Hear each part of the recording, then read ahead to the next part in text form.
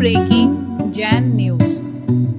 जी प्रवचन सागर जी महाराज मूल में बेगमगंज के निवासी थे और बेगमगंज के निवासी होने के साथ साथ एक सरल और सहज उनका व्यक्तित्व था।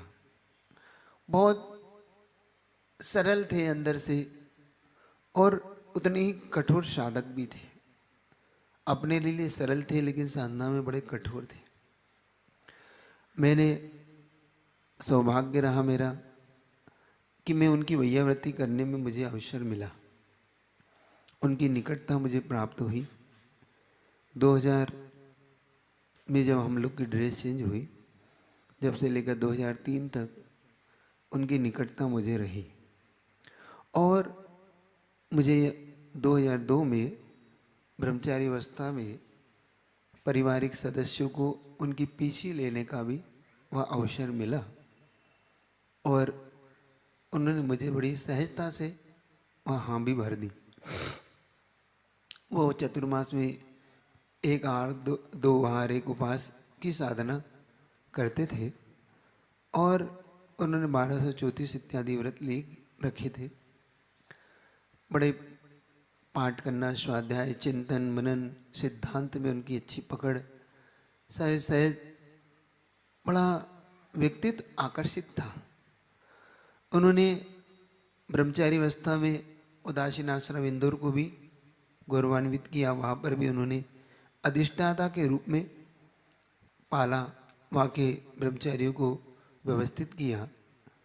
बाद में जाके उनकी क्षुल्लक दीक्षा इत्यादि हुई। तो उनके बारे में मैं कहना चाहता हूँ आज उनके बारे में समझने का पुरुषार्थ करना। पूज्य और प्रवचन सागर जी महाराज के उस 2003 की घटना है। अमरकंटक में चातुर्मास थे। अमरकंटक के चातुर्मास के दौरान महाराज की सेवा हम लोग करते थे और उनकी पाड़ना धरना में जाना, उनकी वैयावृत्ति करना, ये हमारा नित्य कामलक था। बड़ा जब उनकी साधना को देखते थे और 24 घंटे जिस दिन उपवास रहो तो मौन रह के साधना करना, हम लोग बड़े उनसे आनंद से बात कर लेते थे। कभी उनसे कभी भयभीत नहीं हुए हम लोग। और यूँ कहूँ कि उनकी प्रेरणा हमेशा रहती थी आगे बढ़ने की। लेकिन दुर्योग हुआ कि भाद्र के बाद की घटना है। वहाँ पे चूँकि अमरकंटक में जब थोड़ी सी ठंडक बढ़ने लगती है, भाद्र के बाद से ही थोड़ा सा, तो सुबह सुबह कोहरा छाने लगता है। और वैसे भी वहाँ बादल तो खेलते ही रहते हैं। अमरकंटक तो यूँ कह सकता हूँ कि एक स्वर्ग भूमि है। ऐसा लगता है कि बादलों का वो डेरा वहाँ पर बना रहता है। बादल ऐसे कमरों में, सड़कों पर 1 मिनट में आना और 1 मिनट चले जाना, मतलब एक इमेजिंग जैसा होता है, एक चमत्कार जैसा, एक कहते हैं ना आप लोग कि हुआ और एक दिन में गायब हुआ। तो ऐसा वहाँ का माहौल बना। उस दिन महाराज जी सुबह सुबह प्रातः काल में शौच क्रिया के लिए जब निकले तो वहाँ पर जाने के बाद, और संयोग की बात थी कि रास्ते में हम उनसे क्रॉस हुए ही थे, तो हमने कहा ठीक है महाराज जी जा रहे हैं तो कोई बात नहीं। तो जब हम लोग वहाँ पहुँचे तो देखते हैं कि पूज्य प्रवचन सागर जी महाराज जी जब शंका के बाद लौट कर शुद्धि कर रहे थे तो वहाँ पे कुत्ता घूम रहा होगा, वो उन्होंने ध्यान नहीं दिया होगा। अब चूंकि बादल होता है तो बहुत बार ऐसा होता है कि कौन बैठा है, क्योंकि कुत्तों और बंदरों की आपस में थोड़ी सी बैर भाव रहता है। अब महाराज जी इसलिए गर्दन झुका के जब शुद्धि कर रहे तो वो एकदम से पीछे से उसने कुछ का कुछ समझा, जो भी, क्योंकि फॉग था, खूब बादल थे, तो उस बादल में वो समझ नहीं पाया और उसने शायद महाराज जी को पीछे से कमर के यहाँ पर एकदम काट लिया। और कमर पे काटने के बाद वो वहाँ से जब महाराज जी ने एकदम मुड़ के देखा तब तक वो काट के भाग गया, क्योंकि उसे डर लगा। महाराज जी ने एकदम पीछे उठाई कि भाई क्या हो, लेकिन उसके जो दांत थे वो महाराज जी की कमर में लग चुके थे और ब्लड वहाँ से आ चुका था। और कहते हैं कुत्ते के साथ रेबीज का बड़ा खतरा रहता है। और जब वो निरार होकर शुद्धि करके जब वहाँ पहुँचे तो हम लोगों को जैसे ही पता पड़ा तो हम लोग वहाँ तुरंत पहुँचे कि क्या हुआ भाई, ब्लड आ रहा था। महाराज जी ने फिर भी देव वंदना की। देव वंदना करने के बाद पूज्य महाराज जी को हम लोग सब महाराज जी लोगों ने कहा एक बार आचार्य से आशीर्वाद लो। और उस समय 2003 में चातुर्मास के दौरान आचार्य भगवान उसने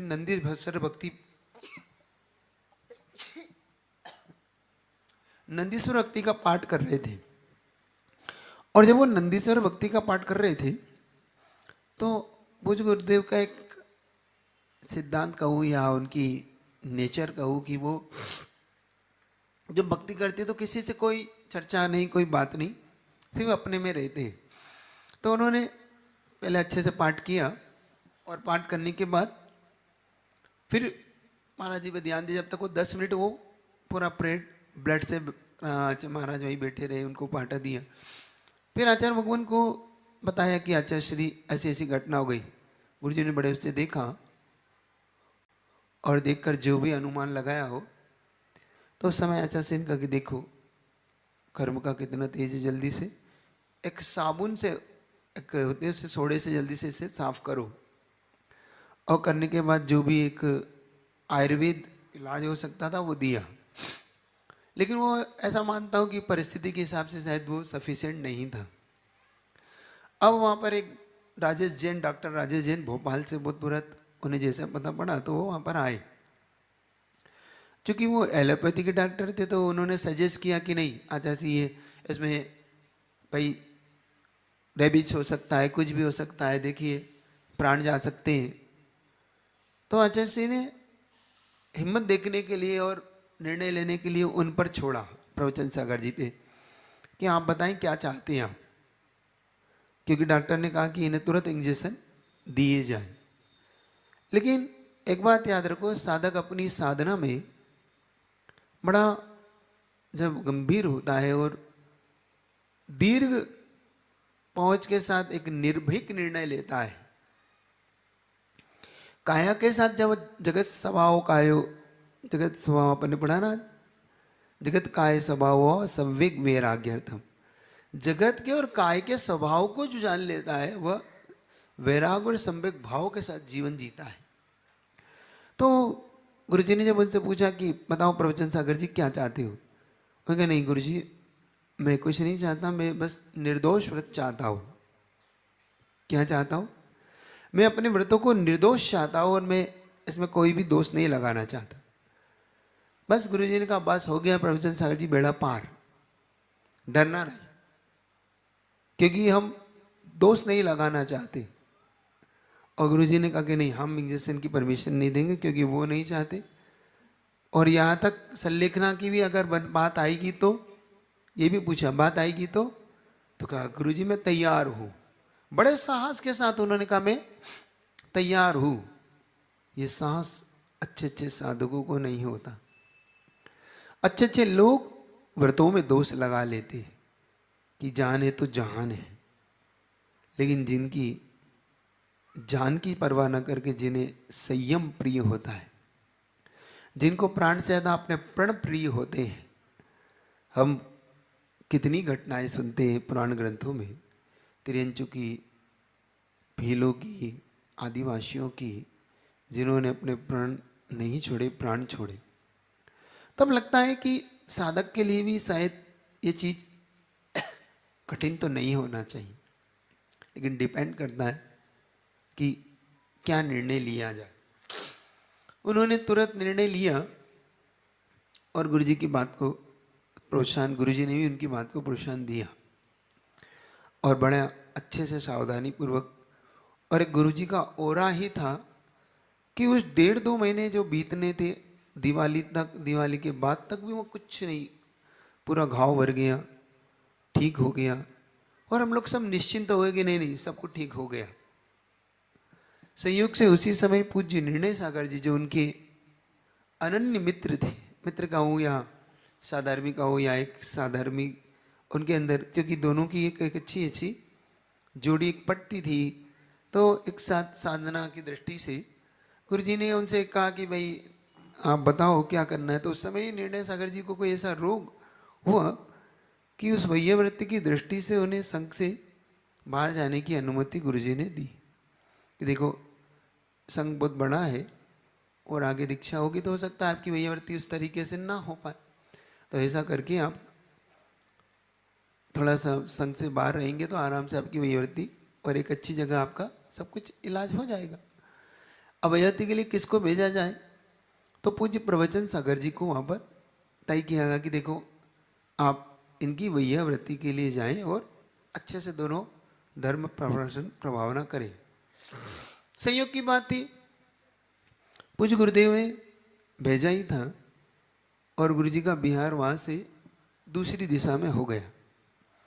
इधर महाराज जी ने वहाँ से बिहार करते हुए कटनी का रूट पकड़ा। जब कटनी के रूट को पकड़ते हुए पूज्य गुरुदेव ने, जब ये महाराज पहुँचे, जब तक हम लोग की भी ब्रह्मचारी अवस्था में, चूँकि मैंने बताया था कि पूज्य गुरुदेव हम लोगों को सीधा घर भेज दिया करते थे, तो गुरुजी ने अमरकंटक में कुछ सूत्र दिए क्योंकि हम लोग की दीक्षा की तैयारी अमरकंटक में थी लेकिन हो नहीं पाई। तो फिर गुरुजी ने एक सूत्र दिया कि आप लोग को एक तो बाल अब कटिंग नहीं करवाना, अब आपको बाल बढ़ा के रखना। दूसरा एक समय भोजन की अब आपको साधना करना क्योंकि 3 साल अब आपके हो चुके हैं। दूसरा उन्होंने कहा कि प्रवचन सार की चारित चूलिका आप पढ़ लेना। ये कुछ सूत्र गुरुजी ने वहाँ दिए। जब उनसे पूछा कि गुरुदेव अगर शाम को कुछ ऐसा हो जाए, अंतरा आ जाए, सुबह या शाम को प्यास सताए, तो उन्होंने कहा पानी वगैरह लेना, लेकिन उसकी भी अगर साधना करो तो ज़्यादा अच्छा है ताकि एक समय में आपकी साधना हो जाए। लेकिन हम लोग ऐसे थे कि ये नहीं समझ पा रहे थे कि हो सकता है गुरुजी दीक्षा देना चाह रहे हो। हम उस समय भी नहीं समझ पाए कि हम लोग की दीक्षा होना है। और कटनी पहुँचते पहुँचते तक उधर कटनी के एक स्टॉप पहले महाराज को बुखार आया, प्रवचन सागर जी को। और जब प्रवचन सागर जी को बुखार आया तो जब उनका आहार हुआ तो उनको पानी देखकर थोड़ा सा भयभीत होने लगे क्योंकि उसकी सिम्टम्स उन्हें आने लगे थे। लेकिन ऐसा होना चाहिए। उस दिन औषधि दी गई और जैसे तैसे बिहार करके कटनी पहुँचे। कटनी पहुँचने के बाद उन्हें पीड़ा और बनने लगी, तो एक डॉक्टर को, एलोपैथी डॉक्टर को बुलाया गया कि बात क्या है, चेक किया जाए। तो उनके सिम्टम्स देख के उसने घोषणा की कि इन्हें रेबीज का दौर हो चुका है, ब्लड में प्रवेश हो चुका है, अब कुछ नहीं हो सकता, मुश्किल से इनके पास 72 घंटे बचे हुए हैं।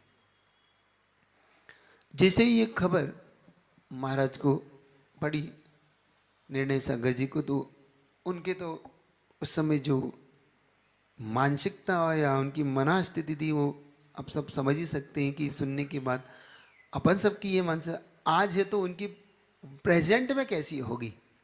लेकिन वो घबराए नहीं और शायद ये आभास पूज्य प्रवचन सागर जी को हो चुका था कि अब मेरे पास ज़्यादा समय नहीं है। उन्होंने तुरंत निर्णय सागर जी को कहा कि नहीं, मुझे अब यम संलेखना लेना है। तो उन्होंने कहा नहीं महाराज, अभी जल्दी नहीं करेंगे, हम एक बार औषधि का प्रयोग करके आपको एक बार और सुरक्षित करने का हम पुरुषार्थ करेंगे, जल्दीबाजी आप ना करें। और तुरंत खबर गुरुजी तक पहुंचाई गई। और जैसे ही खबर पहुंचाई गई गुरुजी को भी लगा कि ये क्या हो गया।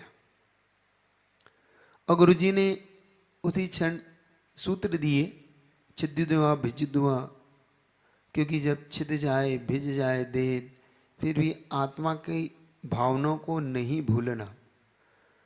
मुझे आज भी याद है गुरुदेव के वो शब्द, गुरुजी ने उन्हें संबोधित करते हुए कहा था, प्रवचन सागर जी, आपने जीवन भर साधना की है, उस साधना की अब परीक्षा की घड़ी आ चुकी है। आप डरना नहीं, अपनी साधना को याद करना और जो निर्दोष आपने व्रतों का अभी तक पालन किया है, आगे भी उसी की भावना करते रहना। या दे जाए जाए, अपनी प्रण को नहीं छोड़ना है, ये याद रखना है। काया मिलती है, चली जाती है, आज कोई जाता है, कल कोई चला जाता है। आप निडर रहें, मेरा पूरा आशीर्वाद आपके साथ है। आप यथा समय जो निर्णय लें उसको निर्णय लें। ऐसी जब गुरुजी ने उन्हें सल्लेखना का वो जो, मैं आज तक उसे सुन जाता हूँ तो अंदर से गुरुजी की वह हिम्मत कहूँ कि गुरुजी का वह वैराग्य की शक्ति कहूँ। और जैसे ही ये चीज़ संबोधन पूज्य प्रवचन सागर जी ने सुना, उनका हौसला कई गुना बुलंद हो चुका था। तुरंत उन्होंने निर्णय सागर जी को खबर की कि देखो मुझे अब लिखना दिलाओ। मुझे अच्छी तरह याद है, क्योंकि संयोग की बात थी कि उस समय प्रवचन सागर जी की भक्ति करने का फल मुझे मिला। मुझे आज भी वो दृश्य याद है कि मेरे पास तुरंत संकेत आया कि आपको इसी समय कटनी के लिए जाना आना है, क्योंकि उस समय में घर पर हम लोग थे, पूज्य गुरुदेव ने भेजा था। तो ये संकेत आया कि प्रवचन सागर जी महाराज ने याद किया है और उनके पास समय नहीं है, सल्लेखना का काल निकट है। मैं मानसिक स्थिति में उस समय 1 मिनट के लिए मेरी मानसिक स्थिति ऐसी थी कि ये क्या मैं सुन रहा हूँ। मैं शून्य जैसे स्थिति में पहुँचता है वो स्थिति में आए। तुरंत मैंने अपने अनन्य मित्र से, चूँकि वो मुकेश भाई और पूज्य विराट सागर जी महाराज को हमने खबर दी कि भाई हमारे साथी भी हैं कि ऐसी ऐसी घटना सुनने में आई। तो विराट सागर जी को लगा कि शायद ये घटना सत्य नहीं होगी, क्योंकि उस समय इतना मोबाइल वगैरह का नहीं था। तो कहा देखो नहीं ऐसा कुछ भी नहीं होगा। लेकिन मुकेश भाई से हमने कहा नहीं इसी समय चलना, उनके नहीं अपन चलते। और इसी समय हम जैसे तैसे गाड़ियों में धक्का खाते हुए, ट्रेन में भी नीचे चटाई बिछाकर सोते हुए बड़े कठिनाई से कटनी पहुँचे। और सुबह सुबह 4 बजे कटनी में जब ट्रेन रुकी तो वहाँ से बिल्कुल वॉकिंग डिस्टेंस पे वो धर्मशाला है, नेमिनाथ जिनालय वहाँ पर है। उसी के साथ पास में धर्मशाला में हम लोग सुबह सुबह पहुँचा। दरवाज़ा खटखटाया, खोला गया, पहुँचा तो महाराज ने संकेत दिया निर्णय सागर जी ने कि थोड़ा दूर रहना, अभी आपको थोड़ा सावधानी बरतना है, कुछ आपको पहले आपकी सेफ्टी की कुछ चीज़ें करेंगे फिर आप निकट आना। लेकिन मुझे आज भी प्रवचन सागर जी की वो जागृति याद है। उनके पूरे शरीर में वह रेबिज फैल चुका था और मैंने नमोस्तु किया तो गुरु जी उन्होंने देख के मुस्कुराया और उनके चेहरे की मुस्कान ने मुझे आश्वस्त किया कि उन्होंने मुझे जान लिया। फिर उन्होंने निर्णय सागर जी ने भी पूछा कौन है, तो कहा ब्रह्मचारी भैया हैं, नाम लेके मेरा पूर्व का नाम लेके कि भैया आए। अच्छा अच्छा नमोस्तु करें, आशीर्वाद दो। उन्होंने ऐसा आशीर्वाद दिया। आशीर्वाद देने के बाद एक औषधि वहाँ पर आई, बस उस दिन उन्होंने वो औषधि अंतिम औषधि ली, लेकिन वह भी आधा अधूरा पानी और डरते हुए लिया। उस दिन मुझे उनके आर्चर्य अंतिम आर्चर्य कराने का मुझे अवसर मिला। उस समय हम ब्रह्मचारियों में से अधिकतम ब्रह्मचारी लोग पहुंच चुके थे। विनम्र सागर जी थे, उसमें विराट सागर जी बाद में पहुंच गए, महासागर जी थे, हम थे, वीर सागर जी थे, धवल सागर जी उस दिन शिखर जी यात्रा से, पुनीत सागर जी ये लोग लौटे थे। ऐसे करके हम सब वहाँ से लौट आए और वहाँ महाराज जी के पास पहुँचे तो अब अंतिम संलेखना। और उस समय मुझे याद है प्रमाण सागर जी, पूज्य समता सागर जी और छिल्ला एलक जी उस समय बोहरीगंज में विराजमान थे। उन्होंने उस 12 घंटे के अंदर 50 किलोमीटर की एक लंबी यात्रा की महाराज जी तक पहुंचने के लिए, और उनका ये पुरुषार्थ पहुंचा और महाराज जी के पास प्रातः काल की बेला में पहुंच गए। महाराज जी से उनकी चर्चा हुई और महाराज जी ने उन्हें संबोधन भी दिया, लेकिन उस समय तक उनकी काया शिथिल हो चुकी थी। फिर भी संबोधन दिया गया। मुझे आज तक याद है कि मेरी ड्यूटी उस समय रात में लगी और 3-3 घंटे के लिए सब ब्रह्मचारियों को कि लगातार नहीं जगना है और महाराज की चेतना को बनाए रखना है, ये ड्यूटी लगाई गई। साथ में मुनि महाराज अपनी खुद की जो भी वहाँ पर निर्देश होते उसके अनुसार वो शामिल होते। और उस समय मुझे याद है कि जब रात्रि की 1 बजे से लेके 3-4 बजे तक की मेरी ड्यूटी उस रात में थी, अंतिम रात थी वो। और ठीक 1 बजे जब मैं पहुंचा तो महाराज ने ना जाने क्या देखा, और मैं और सौम्य सागर जी थे वहाँ पर दोनों। तो अचानक कहते कि मुझे बिठाओ। हमने कहा, जिद कहा कि महाराज जी अभी तो 1 बज रहा है, थोड़ा सा आपको पलट ना हो तो हम पलटा देते हैं, लेकिन अभी 1 ही बजा है। तो मुझसे थोड़ा सा कहते कि नहीं बिठाओ। तो हमने जैसे तैसे बिठाया। तो उन्होंने कहा पीछे दो। हमने उनको पीछे पकड़ाई, उन्होंने चारों दिशाओं में आवर्त करे और सामायिक में लीन हो गए। मैंने 1-2 बार संकेत भी किया कि महाराज अभी 1 बजा है, 2 बजे 3 बजे सामायिक पे बैठिएगा। तो नहीं, वो नहीं माने और अपने ध्यान में लीन हो गए। उसी समय धवल सागर जी महाराज ने आकर नमोस्तु कहा, हमसे घर जैसे आए हैं। तो उन्होंने तुरंत पीछे उठाकर एक एक टोक को नमोस्तु किया। जैसे जैसे महाराज ने बताया कि हम ऐसे इस टोक पे गए थे, तो एक एक टोक को नमोस्तु किया। तो मैं उनकी चेतना को आज भी नमन करता हूँ कि उनकी कितनी गहरी चेतना थी। फिर उस दिन हम लोग जब थोड़ा सा चेंजेस आया कि दूसरे ब्रह्मचारी के हम लोग हैं, हम लोग पहुँचे। संयोग से हम लोग को हमने सोचा, लेकिन वो पानी लेने की स्थिति अब नहीं बची थी, वो बिल्कुल काया शिथिल हो गई थी। लेकिन रेबीज का जो एक सबसे बड़ा सिम्टम्स होता है वो उनके अंदर नहीं दिख रहा था, कि जैसे भौंकना, काटना, लार गिरना, वो सिम्टम्स कुछ भी नहीं थे। काया शिथिल हो रही थी, लेकिन एक संयम का एक तीव्र प्रभाव उनके जीवन में था कि वो एक भी प्रभाव, जैसे आदमी दौड़ता है मारने के लिए, काटने के लिए दौड़ता है, भौंकने जैसी आवाज़ें करता है, गुर्राता है, वो एक भी सिम्टम नहीं, बिल्कुल शांत एकदम। और बस गुरु जी को याद करना और आनंदित करना, तुरंत आंखें खोल के संकेत देना, उनकी चेतना की ये लक्षण थे। संयोग से उस दिन जब हम पहुँचे तो महाराज लोगों ने कहा कि जल्दी से आप लोग भोजन करके आ जाओ ड्यूटी पे, ताकि, लेकिन शायद भाग्य को कुछ और ही मंजूर था। 11:22 पर महाराज ने अंतिम श्वास ली और कहते नमोकार मंत्र के साथ उन्होंने ओम की ध्वनि के साथ अपने प्राण का विसर्जन किया। ऐसा जब मैं सोचता हूँ कि इतनी महान साधक, महान आत्मा के ऊपर भी उपसर्ग आता है, और ये आता है।